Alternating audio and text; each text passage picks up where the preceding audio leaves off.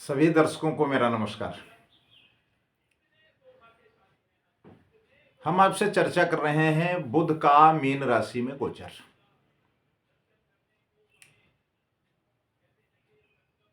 तो बुध का जब मीन राशि में गोचर होगा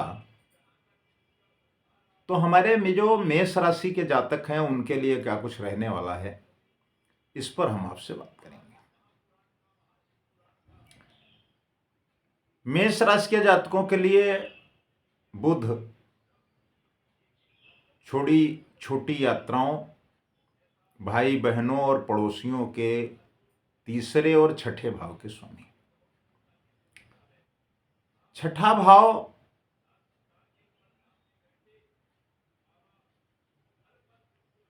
ऋण,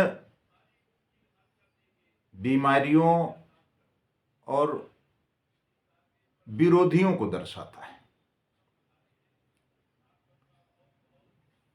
बुध का गोचर मीन राशि में आपके द्वादश भाव यानी कि विदेशी भूमि, अलगाव, व्यय,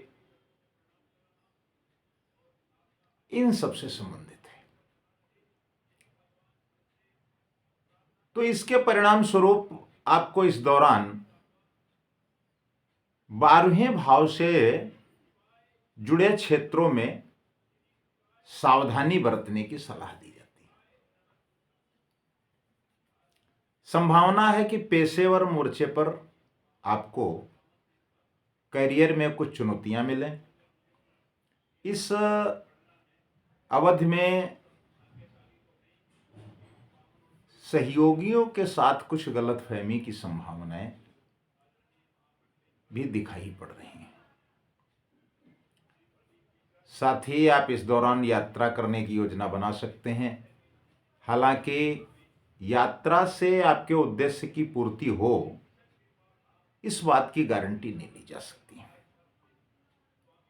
लेकिन इस बात की आशंका है कि आपके खर्च बढ़ जाएं।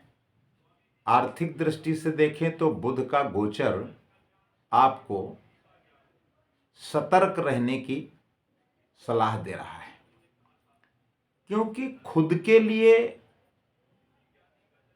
या परिवार के सदस्यों के लिए आपके चिकित्सा से संबंधित खर्च बढ़ सकते हैं, यानी कि आपका जो स्वास्थ्य है वो कुछ खराब हो सकता है। यदि आप कहीं निवेश करना चाहते हैं, उसकी योजना बना रहे हैं, तो इस संदर्भ में आपको अपने सहयोगियों, अपने शुभचिंतकों से सलाह लेनी चाहिए कि क्या यह समय आपके अनुकूल रहेगा। हो सकता है कि आपका निवेश आपके अनुकूल न हो। जो मेष राशि के जातक हैं उनके निजी जीवन में कुछ व्यवधान पैदा हो सकते हैं, कुछ दिक्कतें आ सकती हैं। यद्यपि परिवार का सहयोग आपको मिलता रहेगा, आपके दांपत्य जीवन में भी संबंध मधुर रहेंगे, लेकिन कुछ भी बोलने से पहले आप सोच विचार कर बोलें, नहीं तो आपके सामने कुछ दिक्कतें आ सकती हैं और आप अनावश्यक रूप से परेशानियों में पड़ सकते हैं। आलोचनाओं का सामना करना पड़ सकता है, और जब यही स्थिति आपके सामने आएगी तो आप थोड़ा सा आक्रामक हो सकते हैं, आपको क्रोध आ सकता है, जिससे आपके स्वास्थ्य के प्रति विपरीत प्रभाव पड़ने की आशंका है। हो सकता है कि मन विचलित हो, नींद की समस्या आ जाए, तो भी आपके स्वास्थ्य पर बुरा प्रभाव पड़ेगा। तो इसलिए आपको ये मशवरा दिया जाता है कि आप अपने स्वास्थ्य के प्रति सतर्क रहें और जितना स्वास्थ्य आपका साथ दे रहा है उसके अनुकूल, उसके अनुरूप आप मेहनत करते रहें।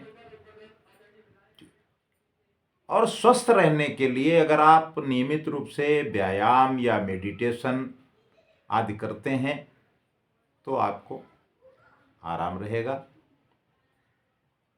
अपनी भावनाओं को नियंत्रित रखें। अगर आप भावनात्मक बहाव में आए तो भी यह समय आपके लिए बहुत अनुकूल रहने वाला नहीं है। आपके सामने दिक्कतें आ सकती हैं, तो आप परेशान होंगे। फिर भी आप अगर चाहें तो अपने ज्योतिषाचार्य से, जो आपके गुरुजन हैं, उनसे आप इस मामले में मशवरा कर सकते हैं। हो सकता है वो आपके लिए कोई ऐसा उपाय बताएं जो आपको अनुकूलता प्रदान करे और आपके सामने जो दिक्कतें आ सकती हैं उनसे आप बचें। फिर भी एक हम आपको उपाय बताते हैं।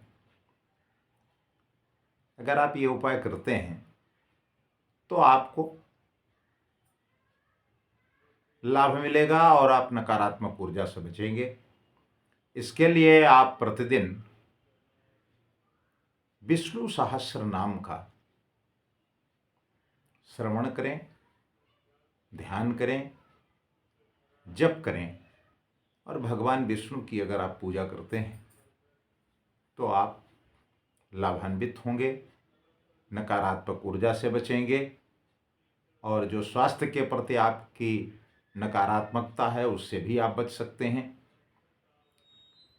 और वाणी पर नियंत्रण रखें, संयम से काम लें, क्योंकि ये समय आपके लिए बहुत अनुकूल दिखाई नहीं पड़ता। नमस्कार।